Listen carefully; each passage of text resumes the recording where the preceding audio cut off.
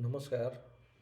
धेरै साल पछाडि मैले सोचेको आज एउटा भिडियो तयार गर्न गइरहेको छु। यो मेरो सोच भनेको आजभन्दा लगभग 25औँ वर्ष अगाडि आएको सोच हो।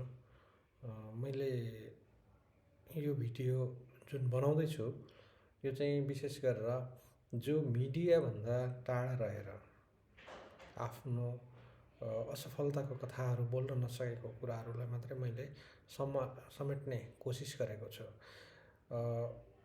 यो भिडियो मैले बनाउँदाखेरि म आफूले गरेका कतिपय कामहरू जुन म आफै नै असफल भएँ, ती कामहरू लगायत किन म असफल भएँ, त्यसका पछाडि के थिए र काम गर्नुभन्दा अगाडि मैले पूर्व तयारी गर्नु पर्थ्यो या पर्दैन र काम गरिसके पछाडि पनि मैले त्यसको सही मूल्याङ्कन गर्न कहाँ चुकेँ र म अधिकांश समय किन विफल भएँ भन्ने कुरो तपाईँहरू समक्ष राख्नको लागि पनि यो भिडियो तयार गरेको हो।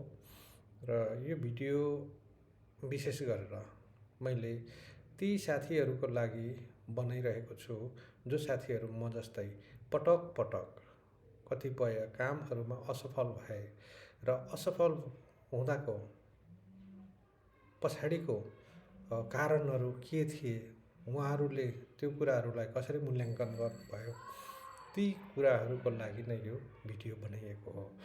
मलाई लाग्छ यो भिडियो तपाईँहरूलाई पनि कहीँ न कहीँ पक्कै पनि मनपर्छ र तपाईँहरूको पनि आफ्नो अनुभवहरू सेयर गर्नको लागि पनि यी भिडियोहरूले काम गर्छ भन्ने मलाई लाग्छ।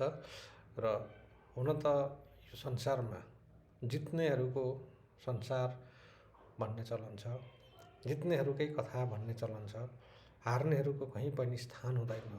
तर हार किन भयो, हार कसरी भयो भन्ने कुरो कसैले पनि त्यसबारेमा चियो चर्चो गरेको भेटिँदैन। मेरो मूल्याङ्कन र मेरो सोचाइ भनेको प्रत्येक हारहरूको विश्लेषण गरेर नै जित्न सकिन्छ भन्ने हो।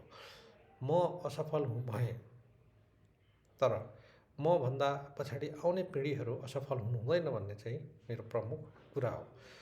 यही कुरालाई मैले अहिले मध्यनजर राखेर मेरा केही मिडियाकर्मी साथीहरू जो मभन्दा पहिला र मभन्दा पछाडि र कतिपय सहकर्मी साथीहरूको सल्लाह सुझाव अनुसार नै मैले यो पहिलोपटक भिडियो अपलोड गर्न गइरहेको छु। आशा छ तपाईँहरूको सहयोग मिल्ने नै छ। धन्यवाद।